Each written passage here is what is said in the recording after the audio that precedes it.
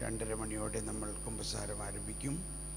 സാധാരണ നമ്മൾ കുമ്പസാര ദിവസം ഒരു നേരമെങ്കിലും ഉപവസിക്കാറുണ്ട്. അപ്പം നമുക്ക് ഉച്ചയ്ക്ക് ഉപവസിക്കാം. ഉച്ചഭക്ഷണം രാവിലെ ബ്രേക്ക്ഫാസ്റ്റും വൈകുന്നേരം എല്ലാം കഴിക്കാം. ഉച്ച ഭക്ഷണം ഉപവസിക്കാം.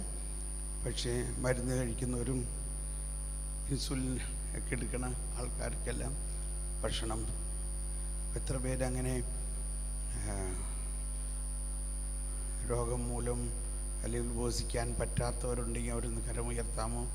എത്ര പേരുണ്ട്? 1 2 3 4 5. Okay, 5 പേരുള്ളൂ sister. 5 6 പേര്. ഓക്കെ, നമുക്ക് മാതാവിൻ്റെ ഒരു ഗാനം ആലപിച്ചുകൊണ്ട്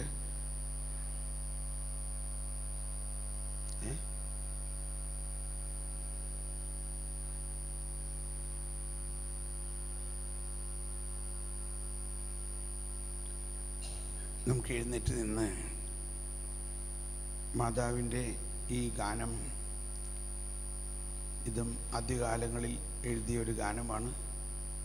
ആശയപരമായിട്ട് നമ്മളിത് പറഞ്ഞു കഴിഞ്ഞു. ആദ്യത്തെ രക്തസാക്ഷിയാം അമ്മ യേശുവിനായി ശരീരവും രക്തവും കൊടുത്തത് അമ്മയാണ്. പരിശുദ്ധ പിതാവ് ജോൺ പോൾ രണ്ടാമൻ മാർപ്പാപ്പ പറയുണ്ടായി, അന്ത്യ അത്താഴവേളയിൽ ഈശോ ഇതാ എൻ്റെ ശരീരം, ഇതാ എൻ്റെ രക്തം നിങ്ങൾക്ക് വേണ്ടി നൽകപ്പെടുന്നു എന്ന് പറഞ്ഞു. വ്യാഴാഴ്ച വൈകുന്നേരം, വെള്ളിയാഴ്ച ഈശോ പറഞ്ഞു, ഇതാ എൻ്റെ രക്തത്തിൻ്റെ രക്തം, ഇതാ എൻ്റെ ശരീരത്തിൻ്റെ ശരീരം. എൻ്റെ അമ്മ ഇനി മുതൽ നിങ്ങളുടെ അമ്മയാണ്. അങ്ങനെ ഭയങ്കര വിസ്മയനീയത നിറഞ്ഞ ഒന്നാണ് നമ്മുടെ മാതൃഭക്തി എന്നും ആ അവതരിക്കപ്പെട്ട വചനത്തിന് ശരീരവും രക്തവും കൊടുക്കാൻ വിളിക്കപ്പെട്ട അമ്മ, ആ അമ്മയുടെ വീരോചിതമായ വിശ്വാസം എന്നാണ് ജോൺ പോൾ രണ്ടാമൻ പറയാറുള്ളത്. Heroic faith.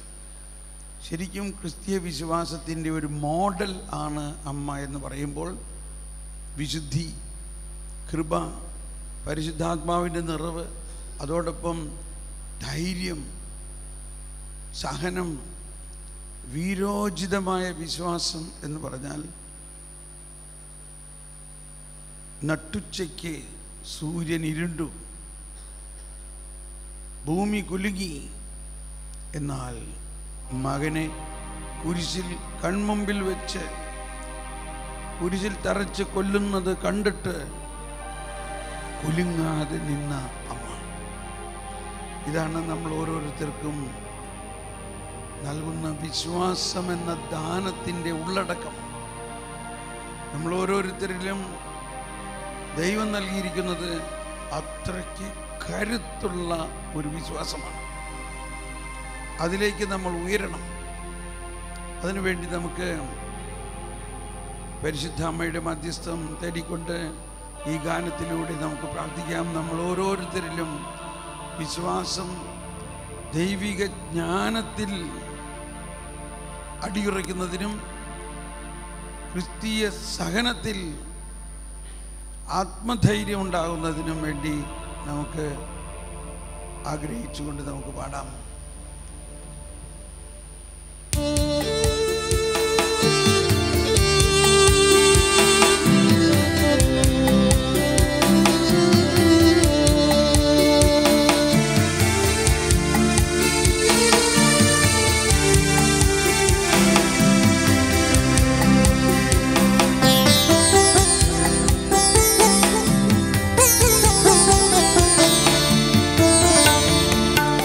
ആ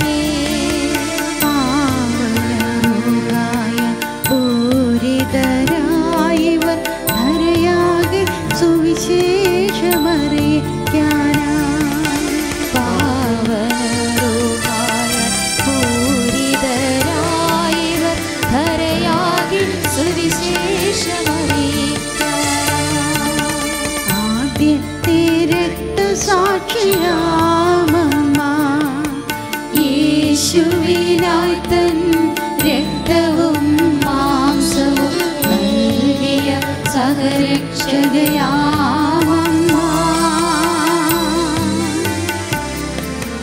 എന്നുടെ അമ്മ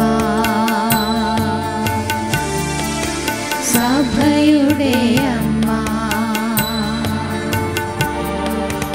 എന്നുടെ അമ്മ സഭയുടെ അമ്മ.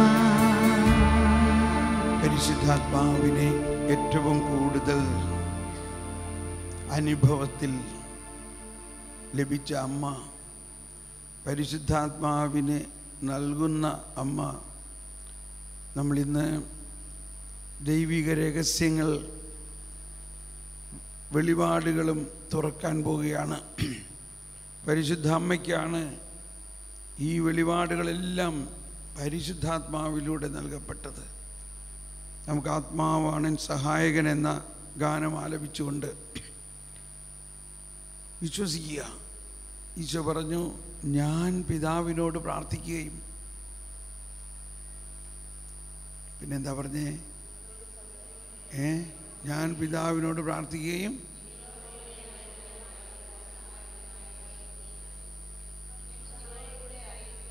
കണ്ടോ, അവിടെ നിങ്ങൾ വിട്ടുപോയൊരു വാക്ക്, എപ്പോഴും ഇപ്പോഴും എപ്പോഴും എന്നേക്കും എന്ന ഈ വാക്ക് ഇതിൽ നിന്നാണ് വരുന്നത്.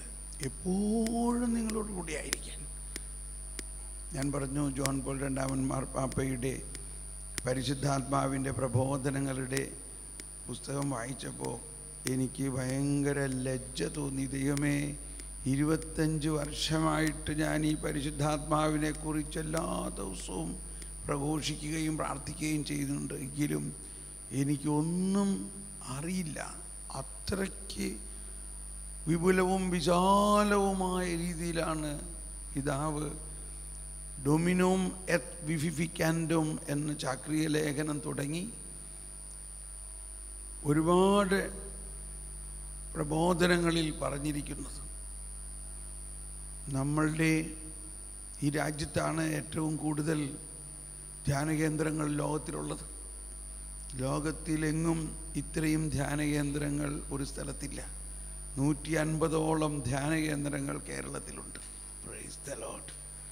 ലോകത്തിലേക്ക് വെച്ച് ഏറ്റവും വലിയ ധ്യാനകേന്ദ്രങ്ങളായ കോട്ട ഡിവൈൻ, ഞാനൊരിക്കൽ 1997 മറ്റോ ആണ് അവിടെ വലിയൊരു ധ്യാനം നടത്തുമ്പോൾ പനക്കിലച്ചൻ പറഞ്ഞു, ജനങ്ങൾ ഒരുപാട് വരുന്നത് കൊണ്ട് മെയിൻ സ്റ്റേജിലേക്ക്, ആ മെയിൻ സ്റ്റേജിൽ 5 ദിവസം ധ്യാനം നടത്തി. 30,000-ഓളം പേര്, 30,000 പേർക്ക് വെച്ച് വിളമ്പി കൊടുക്കുന്ന ആ അടുക്കള ഒന്ന് ആലോചിച്ച് നോക്ക്.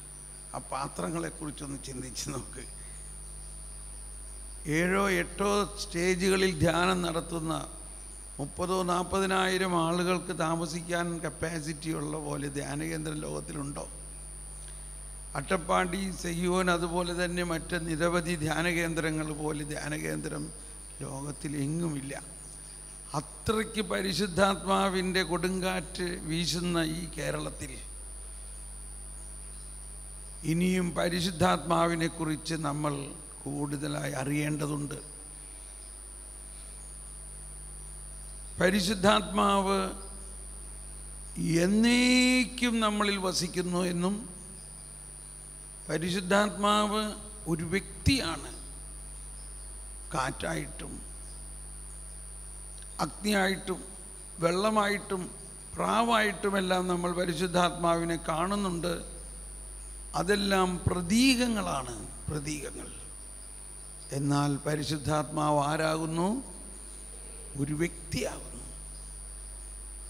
ത്രിത്വത്തിലെ മൂന്നാമത്തെ ആളും പിതാവിനും പുത്രനും സമനായവനും പിതാവിനോടും പുത്രനോടുമൊപ്പം ആരാധിക്കപ്പെടുന്നവനും പിതാവിൽ നിന്നും പുത്രനിൽ നിന്നും ഉത്ഭവിക്കുന്നവനും പിതാവിൻ്റെയും പുത്രൻ്റെയും സ്നേഹം,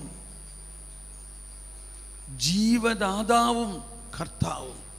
അതാണ് ഡൊമിനോം എറ്റ് വിവിഫിക്കാൻഡോം. വിവിഫിക്കാൻഡോം എന്ന് പറഞ്ഞാൽ ജീവദാതാവ്, വിവിഫയർ. ജീവദാതാവ് എന്ന് പറയുന്നതിൻ്റെ അർത്ഥം മനുഷ്യവംശം മുഴുവനും ജീവനില്ലാത്ത പാപം മൂലം മരിച്ച, ആത്മാവിൽ ദൈവിക ജീവൻ, ദൈവിക കൃപാവരം മരിച്ച അവസ്ഥയിലായിരുന്ന മനുഷ്യവംശത്തെ മുഴുവനും പുതുജീവൻ നൽകുന്നത് ഈ വിവിഫൈങ് ഈശോയുടെ സാൽവഫിക്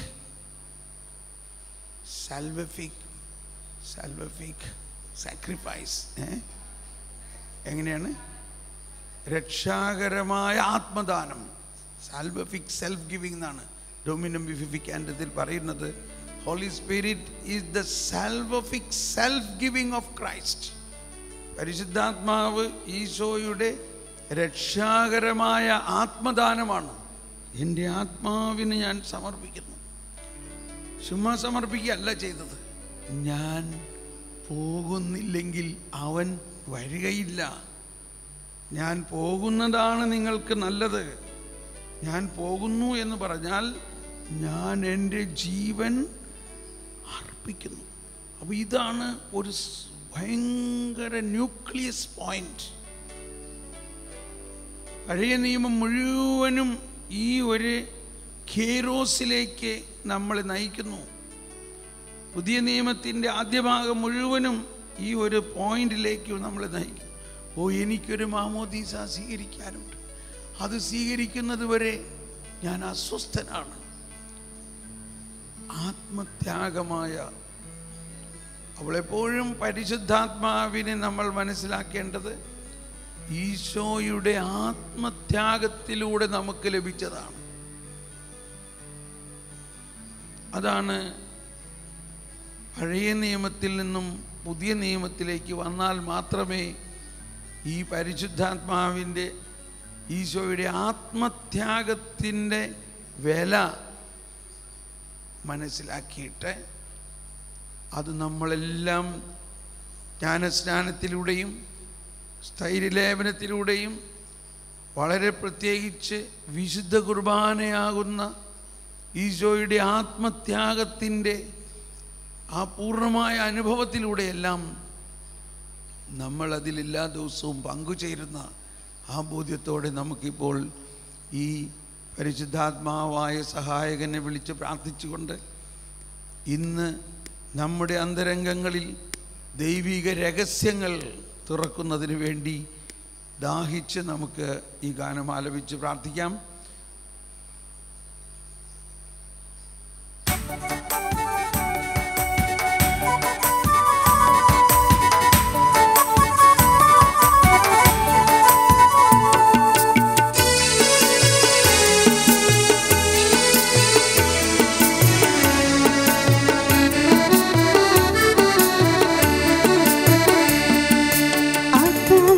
സഹായകൻ ഇപ്പോഴും എപ്പോഴും എല്ലായ്പ്പോഴും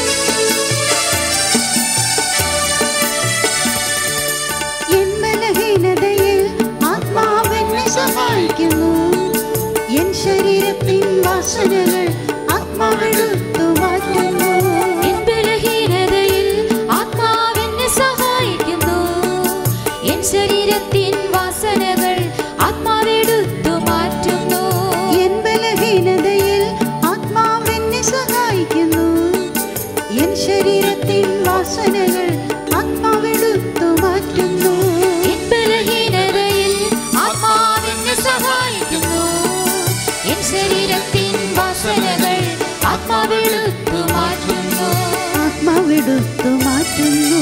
ആത്മാവാണ് സഹായകൻ, ഇപ്പോഴും എപ്പോഴും എല്ലായ്പ്പോഴും എന്നോടൊപ്പം ആയിരിക്കുന്നവൻ. ആത്മാവാണ് സഹായകൻ.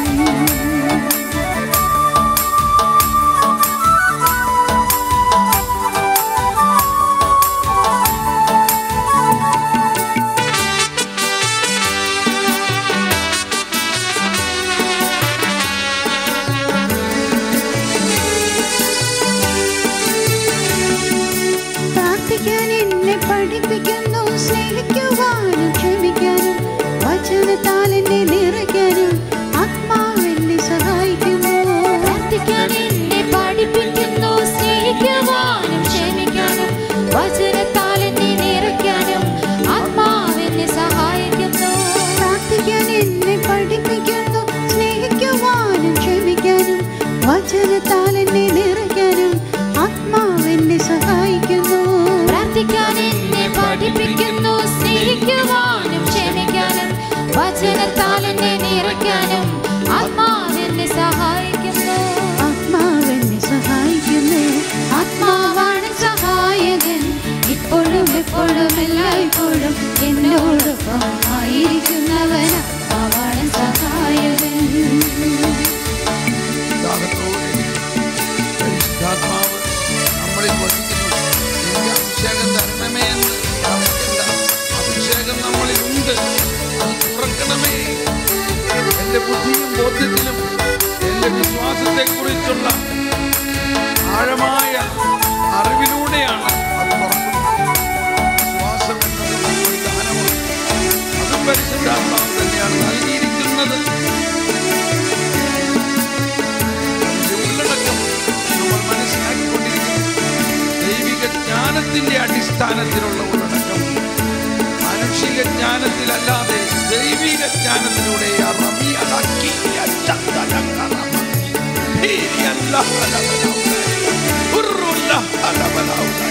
ദൈവത്തിന്റെ ഗൂഢരഹസ്യങ്ങൾ ആത്മാവെന്നിൽ പകർന്നിടുന്നു.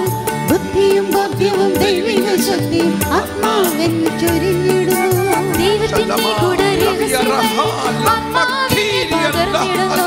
ബുദ്ധിയും ബോധ്യവും ദൈവിക ശക്തി ആത്മാവെന്നിൽ ചൊരിഞ്ഞിടുന്നു. ആത്മാവെന്നിൽ ചൊരിഞ്ഞിടുന്നു.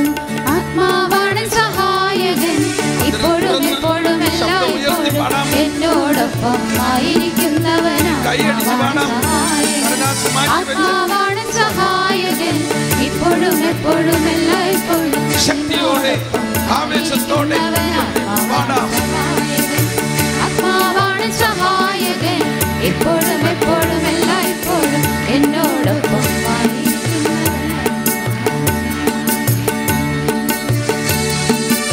നമ്മുടെ ആത്മാവിൽ ദൈവാത്മാവ് എന്നേക്കുമായിട്ട് ലയിച്ചു കഴിഞ്ഞിരിക്കുന്നു. ആ ദൈവാത്മാവ് ദൈവത്തിന്റെ നിഗൂഢ രഹസ്യങ്ങൾ നമുക്ക് വെളിപ്പെടുത്താൻ സഹായിക്കുന്നു.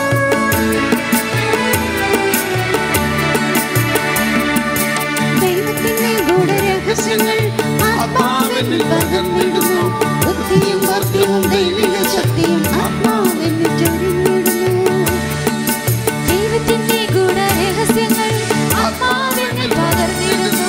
ബുദ്ധിയും ബോധ്യവും ദൈവിക ശക്തിയും ആത്മാവെന്നിൽ ചൊരിഞ്ഞിടുന്നു. ആത്മാവെന്നിൽ ചൊരിഞ്ഞിടുന്നു. ആത്മാവാണ് സഹായകൻ,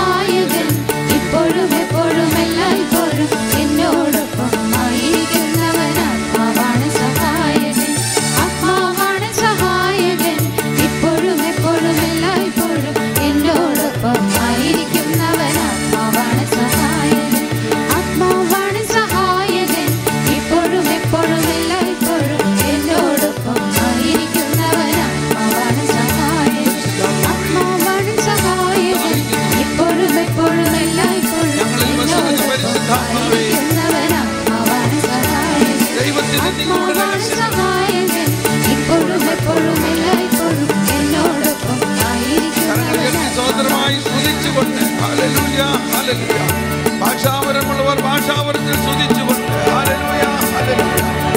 പരിശുദ്ധാത്മാവേ, ഞങ്ങൾ വേണ്ട വിധം പ്രാർത്ഥിക്കേണ്ടത് എങ്ങനെയെന്ന് ഞങ്ങൾക്ക് അറിയില്ല.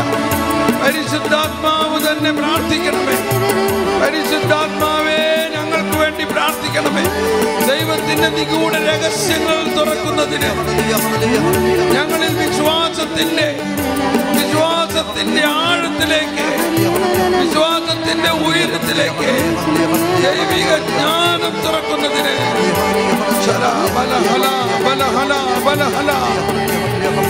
പരിശുദ്ധാത്മാവ് പ്രാർത്ഥിക്കണേ. പരിശുദ്ധാത്മാവേ, ഞങ്ങൾ ഓരോരുത്തരിലും വസിക്കുന്ന പരിശുദ്ധാത്മാവേ, ഞങ്ങളിൽ ദൈവിക രഹസ്യങ്ങൾ തുറക്കുന്നതിന് പ്രാർത്ഥിക്കണമേ. ഞങ്ങളെല്ലാവർക്കും വേണ്ടി പ്രാർത്ഥിക്കണമേ. പരിശുദ്ധാത്മാവേ, മാർപ്പാപ്പയിൽ വസിക്കുന്ന പരിശുദ്ധാത്മാവേ പ്രാർത്ഥിക്കണമേ. എല്ലാ കർദിനാളന്മാരിലും വസിക്കുന്ന പരിശുദ്ധാത്മാവേ ഞങ്ങൾക്ക് വേണ്ടി പ്രാർത്ഥിക്കണമേ. എല്ലാ മെത്രാന്മാരിലും വസിക്കുന്ന പരിശുദ്ധാത്മാവേ അങ്ങ് പ്രാർത്ഥിക്കണമേ. എല്ലാ വൈദികരിലും വസിക്കുന്ന പരിശുദ്ധാത്മാവേ അങ്ങ് പ്രാർത്ഥിക്കണമേ. എല്ലാ സന്യസ്തരിലും വസിക്കുന്ന പരിശുദ്ധാത്മാവേ അങ്ങ് പ്രാർത്ഥിക്കണമേ. എല്ലാ ആത്മായ വിശ്വാസികളിലും വസിക്കുന്ന പരിശുദ്ധാത്മാവേ, എല്ലാ വിശുദ്ധരിലും വസിക്കുന്ന പരിശുദ്ധാത്മാവേ, എല്ലാ അപ്പസ്തോലന്മാരിലും വസിക്കുന്ന പരിശുദ്ധാത്മാവേ, ഹല്ലബാ ഹല്ലബാ ഹല്ലബാ ഹല്ലബാ. പരിശുദ്ധാത്മാവ് പ്രാർത്ഥിക്കുന്നു. ഓ പരിശുദ്ധാത്മാവേ അങ്ങ് പ്രാർത്ഥിക്കണമേ. Hallelujah, hallelujah, hallelujah, hallelujah, hallelujah, hallelujah, hallelujah. ശല്ലബാ ഹല്ലബാ ഹല്ലബാ ഹല്ലബാ ഹല്ലബാ. സിസ്റ്റർ ശലബല ഹലബല ഹലബല ഹലബല ഹലബല. എല്ലാവരും ഭാഷാവൃത്തി സ്തുതിച്ചുകൊണ്ട്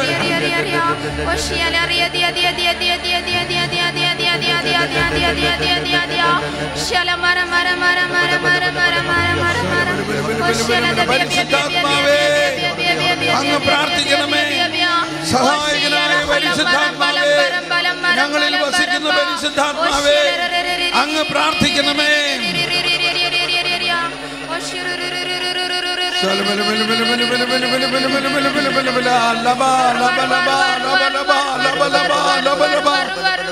ഒരു പുതിയ ബന്ധക്കുസ്ത, ഒരു പുതിയ ബന്ധക്കുസ്ത ഞങ്ങൾക്ക് നൽകാൻ പ്രാർത്ഥിക്കണമേ.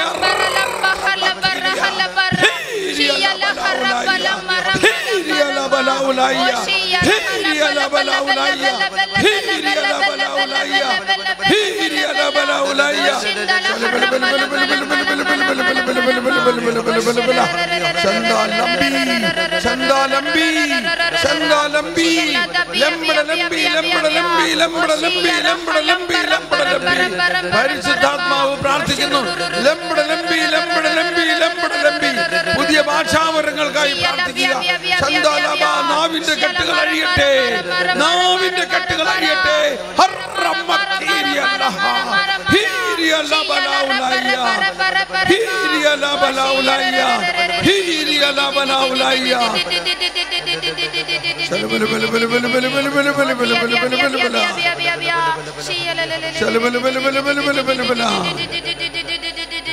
പരിശുദ്ധാത്മാവേ അങ്ങ് പ്രാർത്ഥിക്കണമേ. വേണ്ട വിധം പ്രാർത്ഥിക്കേണ്ടത് എങ്ങനെയെന്ന് ഞങ്ങൾക്ക് അറിയില്ല. പരിശുദ്ധാത്മാവേ, വേണ്ട വിധം പ്രാർത്ഥിക്കേണ്ടതെന്ന് ഞങ്ങൾക്കറിയില്ല. ലോകം മുഴുവനും സമുദ്രം ജലം കൊണ്ടെന്ന പോലെ ലോകം മുഴുവനും ദൈവത്തെ കുറിച്ചുള്ള ജ്ഞാനം കൊണ്ട് നിറയട്ടെ.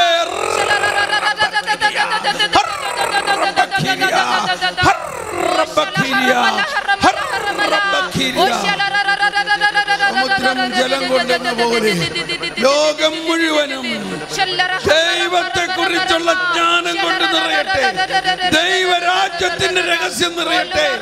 ദൈവനീതിയുടെ രഹസ്യം നിറയട്ടെ. എന്റെ കർത്താവായ യേശുക്രിസ്തുവിനെ കുറിച്ചുള്ള അറിവ്, ദൈവമായ അങ്ങയെയും അങ്ങയച്ച യേശുക്രിസ്തുവിനെയും കുറിച്ചുള്ള അറിവ്,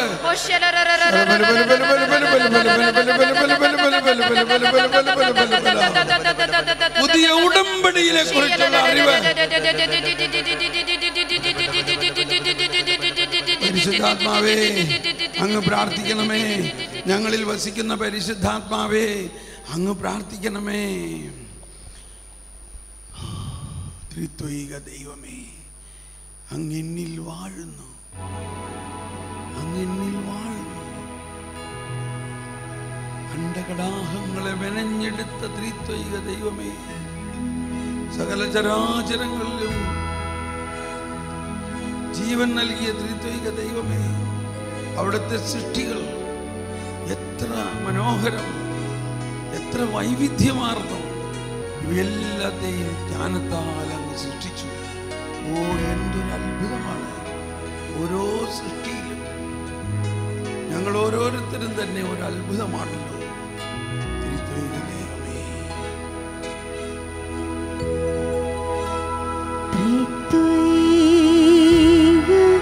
ദൈവമേ, അങ്ങെന്റെ ഹൃദയത്തിൽ എന്നെന്നും വാഴുന്നു. എന്നു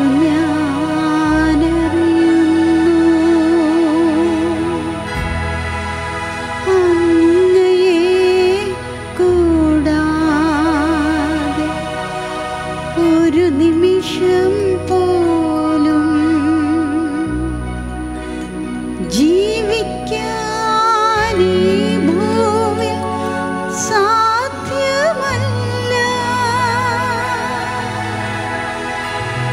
ത്രിത്വൈക ദൈവമേ, അങ്ങെന്റെ ഹൃദയത്തിൽ എന്നെന്നും വാഴുന്നു. എന്നു ഞാനറിയുന്നു.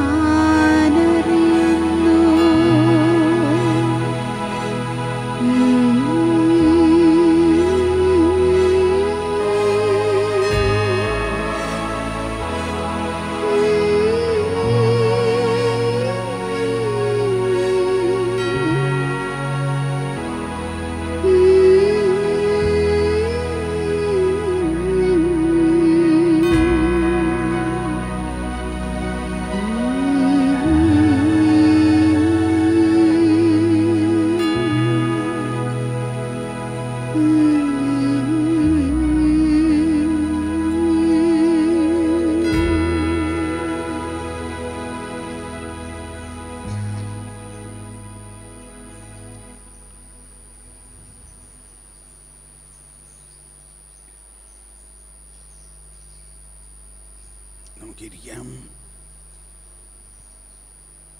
കണ്ണുകളടച്ച് ത്രിത്വൈക ദൈവം നമ്മളിൽ വസിക്കുന്ന ആ അനുഭവത്തെ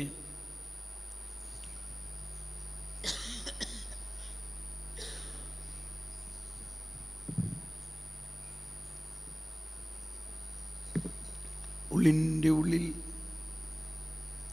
നീ പ്രാർത്ഥിക്കുമ്പോൾ നിന്റെ മുറിയിൽ കടന്ന് കഥകടച്ച് രഹസ്യത്തിൽ നിന്റെ പിതാവിനോട് പ്രാർത്ഥിക്കുക. ഇത് പുതിയ നിയമത്തിൻ്റെ ആരംഭത്തിൽ തന്നെ ഈശോ പറയുന്നത്. പഴയ നിയമത്തിൽ ഇത് സാധ്യമല്ലായിരുന്നു. It was not possible. അതുകൊണ്ട് തന്നെ പഴയ നിയമത്തിൻ്റെ അപൂർണത, ഏറ്റവും വലിയ അപൂർണത, അല്ലെങ്കിൽ ആ ആവിർഭാവത്തിൻ്റെ അവസ്ഥ ദൈവത്തെ പിതാവ് എന്ന് വിളിക്കാനോ ദൈവം നമ്മുടെ ഹൃദയത്തിൽ വസിക്കുന്ന ഒരു അനുഭവമാണെന്നോ പഴയ നിയമത്തിന് തരാൻ സാധിക്കില്ല. അതാണ് പുതിയ നിയമം. പുതിയ നിയമം എന്നത് ഈശോയുടെ മനുഷ്യാവതാരത്തിലൂടെ ദൈവം എമ്മാനുവേലായി മാറിയിരിക്കുന്നതാണ് പുതിയ നിയമത്തിൻ്റെ കേന്ദ്രബിന്ദു. അതുകൊണ്ട് ഇപ്പോഴും നമ്മൾ പഴയ നിയമത്തിനെ ആശ്രയിക്കുന്നവർക്ക് അതിന് കൂടുതൽ പ്രാധാന്യം കൊടുക്കുന്നവർക്ക് ഈ ത്രിത്വാത്മക ലയനം ബുദ്ധിമുട്ടാണ്. നിങ്ങൾ ഇനിയും ആർക്കെങ്കിലും ആ ത്രിത്വാത്മക ലയനം നമ്മുടെ ആത്മാവിൻ്റെ ഉള്ളറയിൽ ലഭിക്കുന്നില്ലെങ്കിൽ ഒരു കാരണം ഇതാകാം. അതിനാണ് ഞാൻ പറയുന്നത് ഒരു ഫൈൻ ട്യൂണിങ്. നമ്മുടെ റിസീവർ സെറ്റ്, ആ ഫൈൻ ട്യൂണിങ് ഇപ്പോൾ വീണ്ടും നമ്മൾ ചെയ്യാൻ പോവുകയാണ്. നമ്മൾ ഓരോരുത്തരുടെയും, പ്രത്യേകിച്ച് സന്യസ്തരായ നിങ്ങൾ ഓരോരുത്തരുടെയും കോൺസെക്രേറ്റഡ് ലൈഫാണ്. നിങ്ങൾ ഈശോയ്ക്ക് വേണ്ടി പൂർണ്ണമായി സമർപ്പിച്ചിരിക്കുന്നവരാണ്. അതോടൊപ്പം മനസ്സിലാക്കണം, ഈശോ നമുക്ക് വേണ്ടി സമർപ്പിക്കപ്പെട്ടിരിക്കുന്നതാണ്. ആ അർത്ഥത്തിലാണ് യോഹന്നാൻ 17-ാം അധ്യായത്തിൽ 17 മുതൽ ഒന്ന് വായിക്കാം. യോഹന്നാൻ 17-ാം അധ്യായത്തിൽ 17 മുതലുള്ള വചനത്തിൽ പറയുന്നത്, ഈശോ തന്നെ, അവരെ അങ്ങ് സത്യത്താൽ വിശുദ്ധീകരിക്കണമേ. അവിടുത്തെ വചനമാണ് സത്യം. അങ്ങ് എന്നെ ലോകത്തിലേക്ക് അയച്ചതുപോലെ ഞാനും അവരെ ലോകത്തിലേക്ക് അയച്ചിരിക്കുന്നു. അവരും സത്യത്താൽ വിശുദ്ധീകരിക്കപ്പെടേണ്ടതിന് അവർക്ക് വേണ്ടി ഞാൻ എന്നെ തന്നെ വിശുദ്ധീകരിക്കുന്നു. ഇവിടെയാണ് മലയാളത്തിലെ ട്രാൻസ്ലേഷൻ്റെ ചില പരിമിതികളുണ്ട്. വിശുദ്ധീകരിക്കുന്നു എന്നുള്ളതിനെ നമ്മൾ മനസ്സിലാക്കേണ്ടത് എന്തോ കുറേ അശുദ്ധി ഇങ്ങനെ കെട്ടിക്കിടക്കണത് കഴുകിക്കളയണം എന്നുള്ള അർത്ഥത്തിലാണ്, ഇല്ലേ? വിശുദ്ധീകരണം എന്ന് വെച്ചാൽ. എന്നാൽ അതിനെ മറ്റൊരു വിധത്തിൽ ചിന്തിക്കുകയാണെങ്കിൽ ദൈവീകരിക്കണേ എന്നുള്ളതാണ്. സത്യം, യേശു തന്നെയാകുന്ന സത്യം, ദൈവം തന്നെയാകുന്ന സത്യം, ദൈവം തന്നെയാകുന്ന ആ വചനം നമ്മളുടെ ആത്മാവിലേക്ക് ഒഴുകിക്കൊണ്ട് നമ്മളിൽ ദൈവം എമ്മാനുവേലായിക്കൊണ്ട് ദൈവീകരിക്കുന്നു നമ്മളെ. കൃപ, ദൈവീകത മാനുഷികതയിൽ ലയിക്കുന്നത്. ഇംഗ്ലീഷിൽ ചില ട്രാൻസ്ലേഷൻ പറയുന്നത് therefore I consecrate myself so that they be consecrated. കോൺസെക്രേഷൻ്റെ പ്രധാന ഘടകം നമ്മുടെ അശുദ്ധിയെ മാറ്റുക എന്നത് അതിൻ്റെ ഒരു ഔട്ട്കമാണ്, അതിൻ്റെ ഫ്രൂട്ടാണ്. നമ്മുടെ കോൺസെക്രേഷൻ്റെ പ്രധാന ഘടകം ദൈവീകരണമാണ്. നമ്മളെ ദൈവീകരിക്കാൻ നമ്മളങ്ങ് കൊടുത്തു. ആ കൊടുക്കലിൻ്റെ എല്ലാം പ്രേരണ ഉണ്ടാകുന്നത് ഈശോ തന്നെ ദൈവീകരിച്ചു. Isho through his incarnation. നമ്മുടെ കുർബാനയിൽ അനാഫറ പ്രാർത്ഥനകളിൽ ഒന്നിൽ ഇങ്ങനെ പറയുന്നുണ്ടല്ലോ, അങ്ങയുടെ ദൈവിക സ്വഭാവത്തിൽ ഞങ്ങളെ പങ്കുകാരാക്കാൻ വേണ്ടി അങ്ങ് ഞങ്ങളുടെ മനുഷ്യ സ്വഭാവം സ്വീകരിച്ചു. അതാണ് ഈശോയുടെ കോൺസെക്രേഷൻ. എന്നാൽ നമ്മുടെ കോൺസെക്രേഷൻ, നമ്മൾ മനുഷ്യരായ നമ്മൾ ദൈവ സ്വഭാവം സ്വീകരിച്ചു, ജസ്റ്റ് ഓപ്പോസിറ്റ്. പക്ഷെ അത് സ്വീകരിക്കാൻ നമുക്ക് സാധ്യമായത് പഴയ നിയമത്തിലൂടെ അല്ല. ഞാൻ ഈ പഴയ നിയമത്തിലൂടെ അല്ല എന്ന് പറയുമ്പോൾ എന്നോട് വിരോധമൊന്നും വിചാരിക്കരുതേ. ഞാൻ പഴയ നിയമത്തിന് എതിരായിട്ട് പറയുന്നൊന്നും വിചാരിക്കരുത്. സഭയുടെ പ്രബോധനത്തിൽ മുഴുവൻ പറയുന്നത് പഴയ നിയമം പുതിയ നിയമത്തിലേക്കുള്ള ഒരു പ്രിപ്പറേഷനാണെന്നും, നമ്മൾ ക്രിസ്ത്യാനികളാണ്, ക്രിസ്ത്യാനികൾക്ക് ഏത് നിയമമുള്ളേ? ഏത് നിയമ? പുതിയ നിയമം. ഇത് ഞാൻ പറയണത് എങ്കിലേ നമുക്ക് ഈ ക്രിസ്തു അനുഭവം ഉണ്ടാകുകയുള്ളൂ. നമുക്കുണ്ട് ക്രിസ്തു അനുഭവം, പക്ഷേ ഈ ക്രിസ്തു അനുഭവം നമ്മുടെ ആത്മാവിൻ്റെ ഉള്ളിൽ ഈശോ ഇങ്ങനെ കത്തി ജ്വലിച്ച് നിൽക്കുന്ന ആ ഇരുണ്ട രാത്രി അനുഭവം, ഇതൊക്കെ എല്ലാവർക്കും ഉള്ളതാണ്, എല്ലാവർക്കും. ഞാനൊരിക്കൽ ഒരു കോവേന്തയിൽ ഒ സി ഡി കോവേന്തയിൽ ചെന്നു. അവിടെയാണ് അന്ന് എനിക്ക് താമസിക്കാൻ ഒരുക്കിയിരുന്നത്. ആ സ്ഥലത്ത് വലിയൊരു കൺവെൻഷന് പോയപ്പോൾ OCD ആണെന്ന് പറഞ്ഞോട് എനിക്ക് ഭയങ്കര സന്തോഷമായി. അച്ഛന്മാരോടെല്ലാം ഞാൻ ഉടനെ യോഹന്നാൻ ക്രൂസിനെ കുറിച്ചൊക്കെ പറയാൻ തുടങ്ങി. ഇരുണ്ട രാത്രിയും കർമ്മല മലകയറ്റവും ഇതൊക്കെ പറയാൻ തുടങ്ങിയപ്പോൾ ചില അച്ഛന്മാരിങ്ങോട്ട് മാറണം, അങ്ങോട്ട് മാറണം. ഞാൻ ചോദിച്ചു എന്താ പറ്റി? അപ്പോൾ ഒരച്ഛൻ പറയാണ്, ഞങ്ങൾ ഇതെല്ലാം കാലഹരണപ്പെട്ട ഒരു സിദ്ധാന്തമാണെന്ന് വിചാരിച്ചിരിക്കുകയാണ്. ഇതൊക്കെ ഇന്നത്തെ കാലത്ത് മോഡേൺ വേൾഡിൽ ഇതെല്ലാം ആപ്ലിക്കബിൾ ആണോ? ഞാൻ പറഞ്ഞു, ഞാൻ ഒരു സാധാരണ അൽമായൻ, ബോംബെയിലും ലോകത്തിൻ്റെ ഏറ്റവും തിരക്കും തിക്കും അശുദ്ധിയും നിറഞ്ഞ സ്ഥലത്ത് ജീവിച്ച് വളർന്ന എൻ്റെ ജീവിതത്തെ ഇതുപോലെ ഉണർത്തിയത് ഈ യോഹന്നാൻ ക്രൂസും വാസ്തവത്തിൽ യോഹന്നാൻ ക്രൂസിൻ്റെ ഈ ഇരുണ്ട രാത്രിയും ഈ കർമ്മല മലകയറ്റമൊക്കെയാണ്. അവർക്കങ്ങ് ഭയങ്കര അത്ഭുതം തോന്നി. എൻ്റെ വലിയ ബോധ്യം ഇന്നത്തെ ആധുനിക ലോകത്തിന് ഇതാവശ്യമാണ്. ഇന്നത്തെ ആധുനിക ലോകത്തിന് ഇതില്ലാതെ നമുക്ക് ജീവിക്കാൻ പറ്റില്ല. പക്ഷെ ഇതിപ്പോൾ യോഹന്നാൻ ക്രൂസ് വെളിപ്പെടുത്തിയതിലൂടെ അല്ല നമ്മൾ കാണേണ്ടത്. വേണമെങ്കിൽ ഈശോ തന്നെ പറഞ്ഞിരിക്കുന്നതാണത്. അതിനെ യോഹന്നാൻ ക്രൂസ്, അമ്മ ത്രേസ്യ, കൊച്ചുത്രേസ്യ എല്ലാം നമ്മൾക്ക് ഇങ്ങനെ പൊളിച്ചെടുത്ത് തന്നു. ഇങ്ങനെയാണ് ക്രിസ്തീയ ജീവിതം. ഈ പുതിയ നിയമത്തിൻ്റെ അടിസ്ഥാനത്തിൽ, എന്നാൽ പഴയ നിയമത്തിൽ അതിൻ്റെ സൂചനകളുണ്ട്.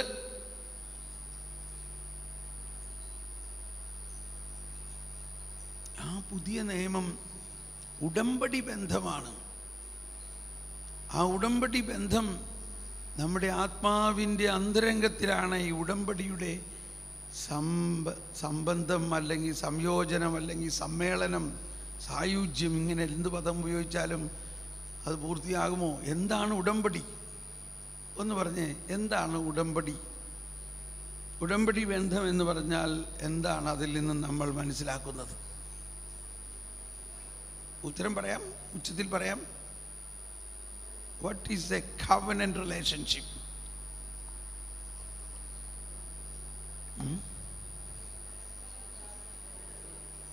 പരസ്പരം വേർപെടുത്താനാവാത്ത ബന്ധം. ഉത്തരം പൂർണ്ണമായില്ല.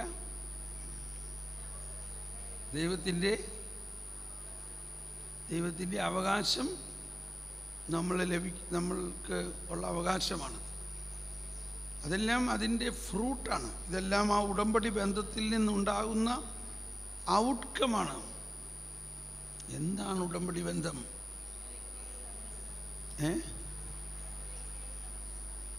ഒന്നുകൂടി പറഞ്ഞു. രണ്ട് വ്യക്തികൾ തമ്മിലുള്ള എന്താ? രണ്ട് വ്യക്തികളില്ലാണ്ട് ഉടമ്പടി ഉണ്ടാവില്ലല്ലോ.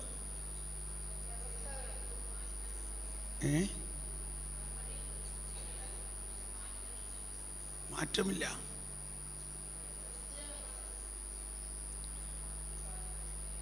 മുദ്ര. ഈ ഉടമ്പടി ബന്ധം എളുപ്പം മനസ്സിലാക്കാൻ നമ്മുടെ കുടുംബത്തിൽ മാതാപിതാക്കൾ അല്ലെങ്കിൽ പതിപത്നികളുടെ ദാമ്പത്യ ഉടമ്പടിയെക്കുറിച്ച് ചിന്തിച്ചാൽ മതി. ക്രിസ്തീയ വിവാഹം ഒരു ഉടമ്പടി ബന്ധമാണ്. നിങ്ങൾ വിവാഹിതരായിരിക്കുന്നു. ആരുമായിട്ട് വിവാഹിതരായിരിക്കുന്നു? ഈശോയുമായിട്ട്. അതൊരു ഉടമ്പടി ബന്ധമാണ്. എന്നാൽ ഈ ദൈവിക ഉടമ്പടി ബന്ധത്തിൻ്റെ ഒരു വേർഷനാണ് നിങ്ങളുടെ അപ്പനും അമ്മയും. അതിൽ നിന്നല്ലേ നിങ്ങളുണ്ടായത്. നിങ്ങളുടെ അപ്പനും അമ്മയും ഒരു ഉടമ്പടി ബന്ധത്തിലല്ലേ?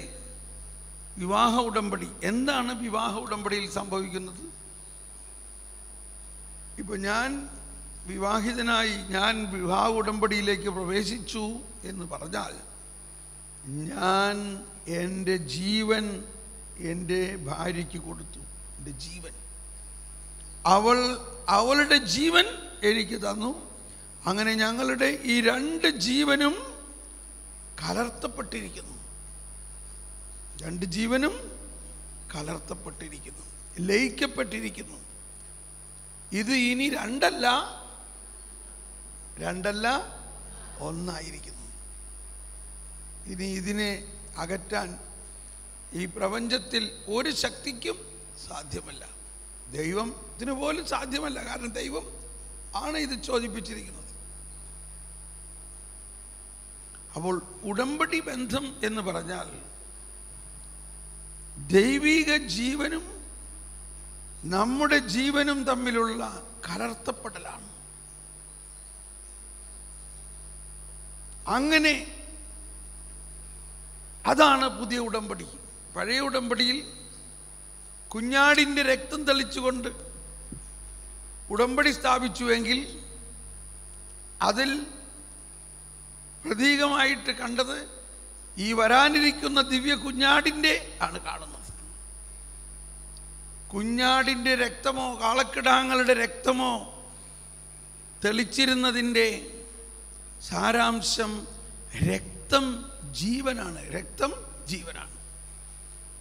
ഏതൊരു മൃഗത്തിൽ നിന്നും രക്തം വാർന്നു പോയാൽ ജീവൻ വാർന്നുപോയി, ജീവനില്ല. അപ്പൊ ജീവനെ നിലനിർത്തുന്ന an instrument of life, ജീവനെ നിലനിർത്തുന്ന ഒരു മെക്കാനിസമാണ് രക്തം. ഒന്ന് കൈവീശി കാണിച്ചേ. Praise the Lord.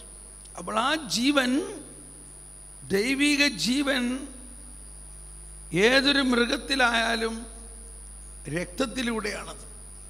അതുകൊണ്ടാണ് മൃഗങ്ങളുടെ രക്തം തെളിച്ചതിലൂടെ അവർ വ്യക്തമാക്കിയത് ദൈവിക ജീവൻ്റെ തെളിക്കലാണ്. എന്നാൽ പുതിയ നിയമത്തിൽ വരുമ്പോൾ ഈ കാളക്കിടാങ്ങളുടെയോ കുഞ്ഞാടിൻ്റെയോ രക്തം തെളിക്കലിലൂടെ അല്ല.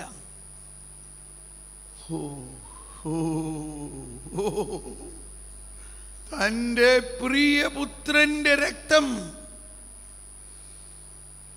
തൻ്റെ പ്രിയപുത്രൻ്റെ രക്തം എന്ന് പറഞ്ഞാൽ പ്രിയപുത്രൻ്റെ ജീവൻ നമുക്ക് നൽകിക്കൊണ്ട് പുതിയ ഉടമ്പടി. അതാണ് പഴയതും പുതിയതും തമ്മിലുള്ള വ്യത്യാസം.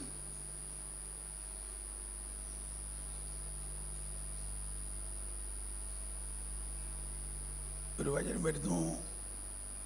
വരുന്നു എബ്രായർ 9:14. എബ്രായർ 9:14 പറയുന്നത് ഇതാണ്: എങ്കിൽ നിത്യാത്മാവ് മൂലം കളങ്കമില്ലാതെ ദൈവത്തിന് തന്നെ സമർപ്പിച്ച ക്രിസ്തുവിൻ്റെ രക്തം ജീവിക്കുന്ന ദൈവത്തെ ശുശ്രൂഷിക്കാൻ നമ്മുടെ അന്ധകരണത്തെ നിർജീവ പ്രവൃത്തികളിൽ നിന്ന് എത്രയധികമായി വിശുദ്ധീകരിക്കുകയില്ല. നമ്മുടെ വിശുദ്ധീകരണം അല്ലെങ്കിൽ നമ്മുടെ ദൈവീകരണം നടക്കുന്നത് ആ കുഞ്ഞാടിൻ്റെ രക്തം നൽകിക്കൊണ്ട് എന്ന് പറഞ്ഞാൽ ദൈവം തൻ്റെ മകൻ്റെ ജീവൻ നൽകിക്കൊണ്ടാണ്.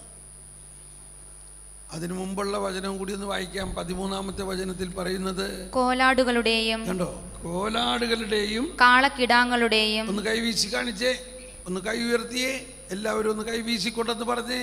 കോലാടുകളുടെയും കാളക്കിടാങ്ങളുടെയും രക്തം തെളിക്കുന്നത് പശുക്കിടാവിന്റെ ഭസ്മം വിതറുന്നതും അശുദ്ധരെ ശാരീരികമായി ശുദ്ധീകരിക്കുന്നു.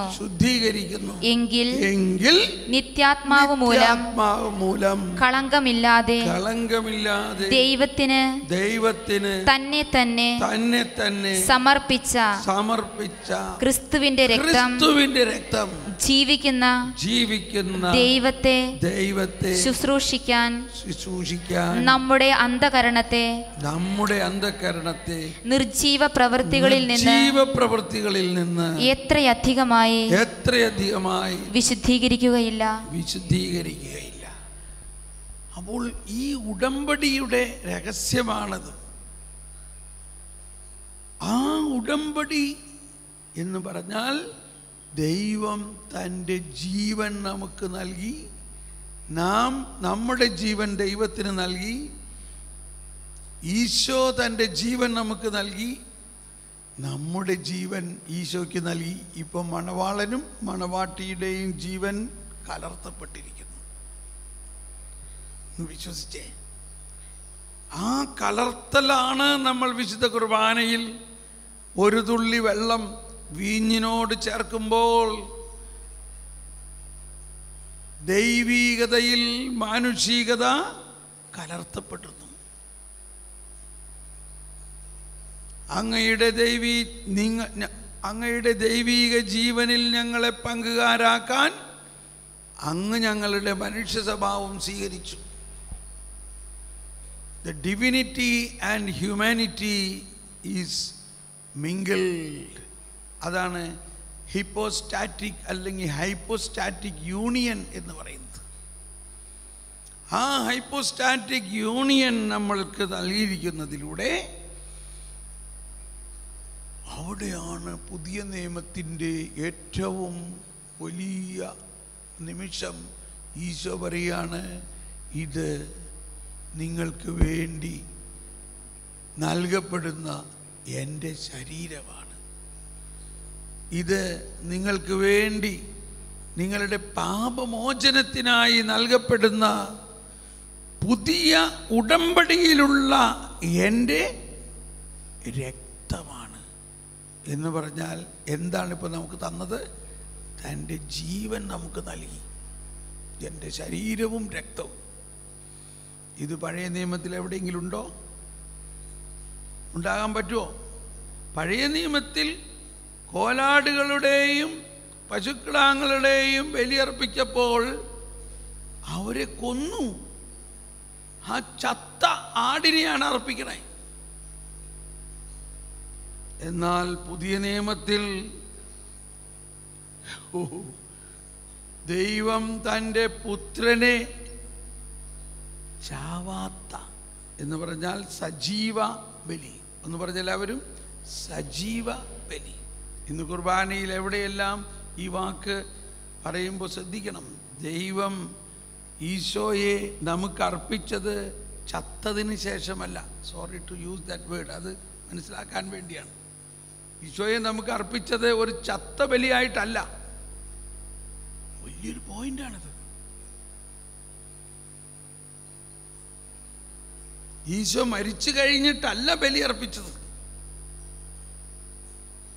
ഈശോ കുരിശിൽ കിടന്നുകൊണ്ട് സജീവ ബലിയായി അർപ്പിച്ചർപ്പിച്ച് അവസാനത്തുള്ളി രക്തം വരെ നമുക്ക് വേണ്ടി നൽകിക്കൊണ്ട് ആ രക്തമാണ് നമ്മളെ നീതീകരിക്കുകയും വിശുദ്ധീകരിക്കുകയും ശക്തീകരിക്കുകയും മഹത്വീകരിക്കുകയും ചെയ്യുന്നത്.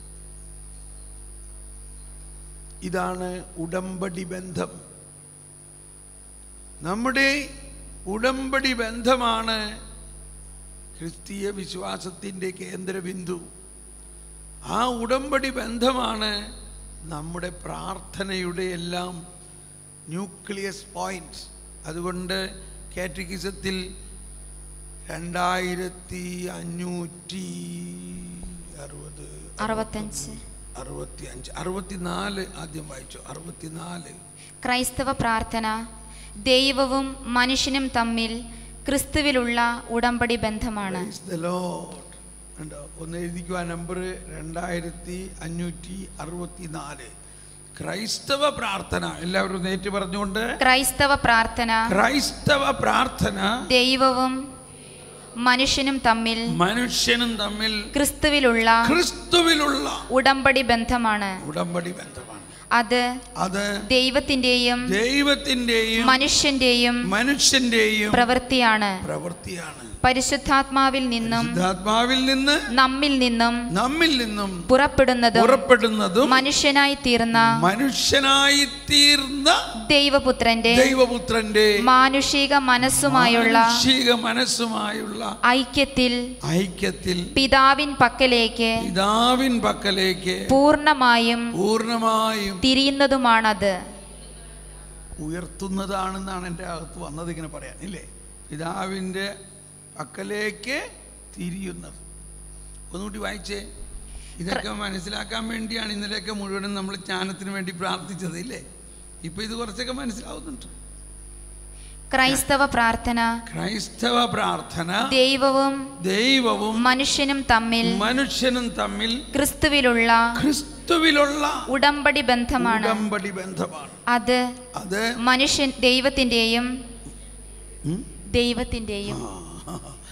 ദൈവത്തിന്റെയും മനുഷ്യന്റെയും പ്രവൃത്തിയാണ്. പരിശുദ്ധാത്മാവിൽ നിന്നും നമ്മിൽ നിന്നും പുറപ്പെടുന്നതും മനുഷ്യനായി തീർന്ന ദൈവപുത്രന്റെ മാനുഷിക മനസ്സുമായുള്ള ഐക്യത്തിൽ പിതാവിൻ പക്കലേക്ക് പൂർണ്ണമായും തിരിയുന്നതുമാണത്. Praise the Lord. ആ ബോധ്യമാണ് എന്നോട് ക്ഷമിക്കണം. വീണ്ടും ഞാൻ ഈ പഴയ നിയമത്തിൽ നമ്മൾ കേന്ദ്രീകരിക്കുകയാണെങ്കിൽ ഈ അനുഭവം ഉണ്ടാവില്ല.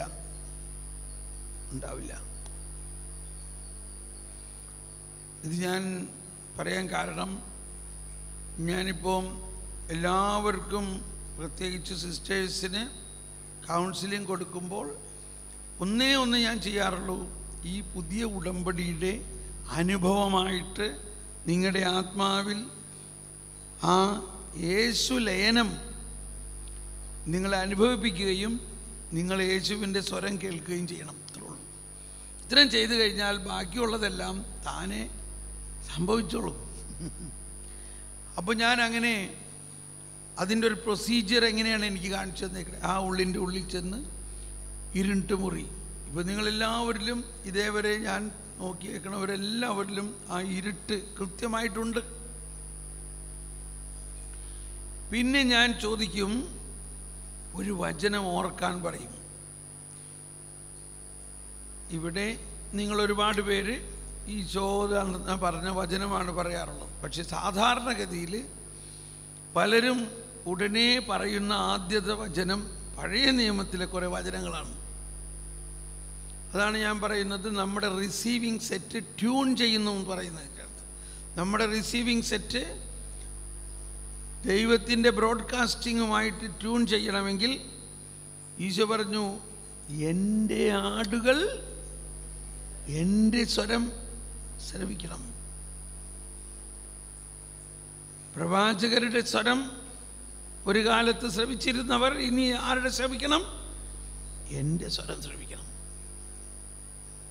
അപ്പോൾ ഞാൻ അവരോട് പറയും, ആ പഴയ നിയമത്തിലെ സ്വരം മാറ്റി ഈശോ പറഞ്ഞ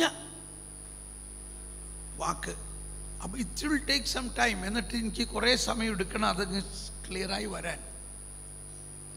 അപ്പോൾ ആ സമയത്ത് അവരുടെ അകത്ത് സെറ്റിംഗ് മാറുകയാണ്. സെറ്റിംഗ് ഇങ്ങനെ മാറി. എന്നിട്ട് സാവധാനം മിക്കവാറും പറയാറുള്ളൊരു വാക്കിതാണ്, ഞാനാകുന്നു വഴിയും സത്യവും ജീവനും. Praise the Lord. അപ്പോഴെനിക്ക് ഭയങ്കര ഒരു സമാധാനമായി.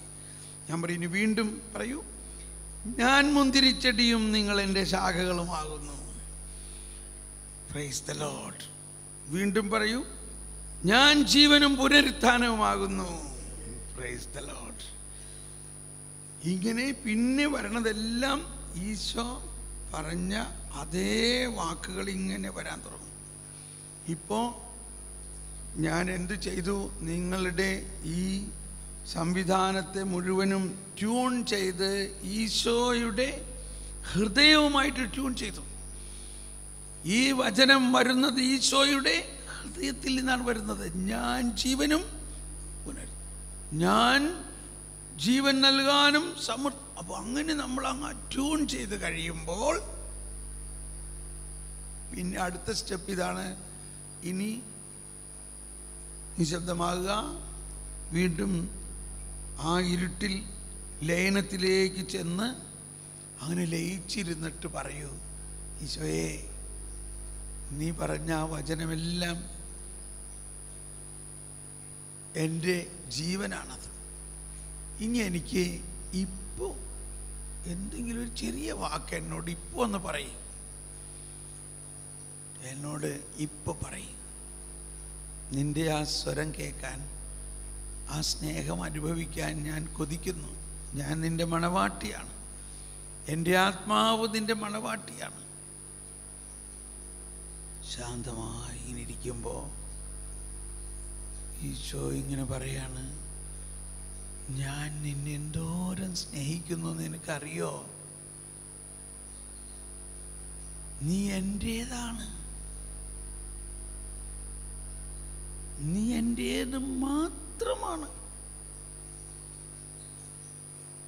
ഓ, അത് കേൾക്കുമ്പോൾ നമ്മൾക്കുണ്ടാകുന്ന കോരിത്തെരിപ്പ്. ഒന്ന് കണ്ണടച്ച ഉള്ളിൻ്റെ ഉള്ളിലൊന്നത് കേട്ടെ. കണ്ണടച്ച ഉള്ളിൻ്റെ ഉള്ളിലാ ഉടമ്പടി ബന്ധം, ആ ഇരുണ്ട